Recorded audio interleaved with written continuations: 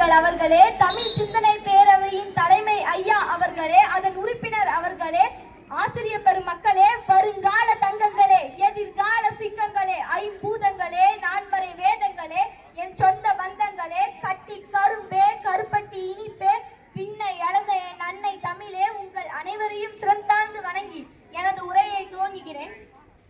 பூமி என்ற பெண் நீராலான கடலை ஆடையாக கொண்டு திகழ்கிறார். அழகிய முகமாய் பாரத கண்டம் திகழ்கிறது. முகத்திற்கு பிறைநிலவு போன்ற நெற்றியாக தக்கான பீடபூமி அமைந்துள்ளது. நெற்றியில் நறுமணம் மிக்க பொட்டு வைத்தது போல் தமிழகம் உள்ளது. பொட்டின் மனம் எல்லோரையும் இன்புற செய்வது போல் தமிழ்தாய் எல்லா திசையிலும் புகழ் பெற்றவளாக விளங்குகிறார். உலகின் மூத்த மொழியாக இருந்தும் இன்றளவும் இளமையாக இருக்கிறார். தமிழின் வளம் பெருகிக் கொண்டே போகிறதே தவிர குறையவில்லை. இத்தகைய புகழுடைய தமிழே, தாயே, பெண்ணே, உன்னை வணங்குகிறேன் என்று மனோன்மணியம் சுந்தரனார் குறிப்பிடுகிறார். தொன்மையும் இலக்கண இலக்கிய வளமும் உடைய மொழி. அன்னை மொழியானவள், அழகார்ந்த செந்தமிழானவள், பழமையாய் தோன்றிய நறுங்கனியானவள், கடல் கொண்ட குமரி கண்டத்தில் நிலைத்து அரசாண்ட மண்ணுலக பேரரசாக இருக்கிறாள். பாண்டியரின் மகள், திருக்குறளின் பெருமைக்கு உரியவள் என்று பாவலரேறு பெருஞ்சித்திரனார் தமிழன்னையை வாழ்த்தி பாடுகிறார். வேற்று மொழியார் கூட தமிழை படித்தால் பற்றுணர்வை ஏற்படுத்தக்கூடிய மொழியாக உள்ளது. 14 மேல் கணக்கு, 14 கீழ்கணக்கு, 50 பெருங்காப்பியங்கள், 5 காப்பியங்கள், பக்தி இலக்கியம், 96 வகையான சிற்றிலக்கியங்கள் ஆகியவை தமிழன்னையை வளர்க்க மிகவும் உதவியது.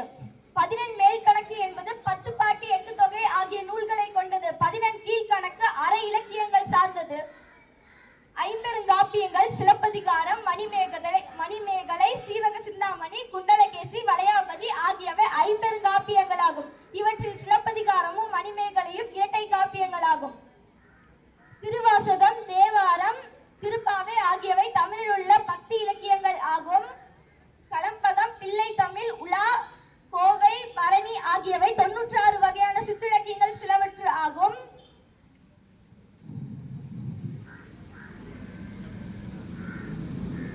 ஆகியவற்றால் தமிழெண்ணை வளர்ந்து வருகின்றது.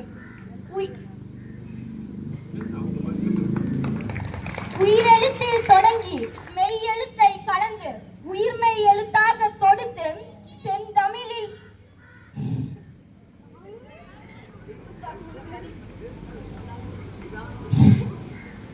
உயிரெழுத்தில் தொடங்கி மெய்யெழுத்தை கலந்து உயிர்மெய் எழுத்தாக வார்த்தைகளை கொடுத்து செந்தமிழாய் இனிக்கும் செந்தேனாய் இனிக்கும் செந்தமிழில் எனது உரையை கூறி நன்றி கூறி விடைபெறுகிறேன். இறுதியாக தமிழன் என்று சொல்லடா, தலை நிமிர்ந்து நில்லடா என்று கூறுகிறேன். பேச விட்டு பேச வாய்ப்பளித்து ஒத்துழைத்த அமைதி காத்த அத்தனை பேரையும் சிறந்தாழ்ந்து வணங்குவதே நல்ல பழக்கம். அதுவே எனது வழக்கம். தமிழே என்றும் எனது முழக்கம். பேசி முடிக்கிறேன். வணக்கம்.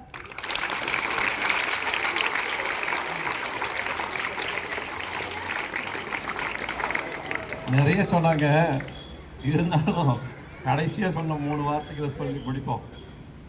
பழக்கம், வழக்கம், முழக்கம். இந்த முழக்கம் என்ற சொல் முத்தாய்ப்பானது. வாழ்த்துக்கள். வளத்துடன் வாழ்க. ஏன் வளத்துடன் வாழ்கங்கிற வார்த்தையை சொல்கிறேன் தெரியுமா? வாழ்க வளமுடன் எல்லாரும் தப்பு தப்பாக தமிழ் பேசுகிறீங்க. வாழ்க வளமுடன்கிற வார்த்தை தமிழ்லேயே கிடையாது. அதில் இலக்கண பிழை 2 உண்டு. 1, 2 வார்த்தை கொண்ட அந்த வரியில் விகுதியில் வரக்கூடிய சொல் முதலில் வருவது, அதாவது நிலைமொழி வருமொழி சொல்லுவாங்க. இதுல வாழ்க என்பது விகுதியில் வருமொழியாகத்தான் வர வேண்டும். வாழ்க என்ற வார்த்தைக்கு பிறகு வேறு ஒரு வார்த்தை கூறக்கூடாது. அதே போல வளமுடன் என்ற வார்த்தை சரியா தவறா? சீக்கிரம். வளமுடன் எப்படி தவறு? யார் விரைவாக. வளமுடன் தவறுன்னு சொன்னீங்க, எப்படி தவறு? வளம் கூட்டல் உடன் சேர்ந்தா என்ன வரும்?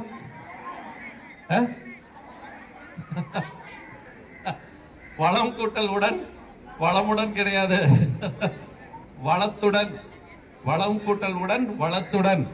அத் அப்படின்னு ஒரு சாரியை சேர்ந்து வளத்துடன் என்றுதான் சொல்ல வேண்டும். வளமுடன் என்று சொல்லவே கூடாது, தவறு. அதே மாதிரி இந்த வாழ்த்துக்கள்னு இனிமையா மென்மையா சொல்லணும். அத வாழ்த்துக்கள் இந்த இக்கு சேர்த்து ரொம்ப வலிமையா சொல்லக்கூடாது. எப்படி சொல்லணும்?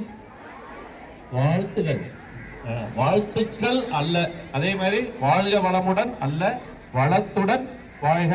தமிழ் வாழ்க, தமிழ் வளர்க, தமிழ் வெல்க.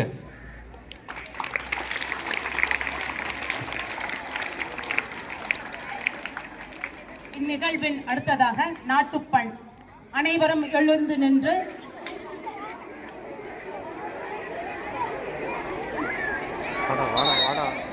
நாட்டுப்பண் பாடுவோம்.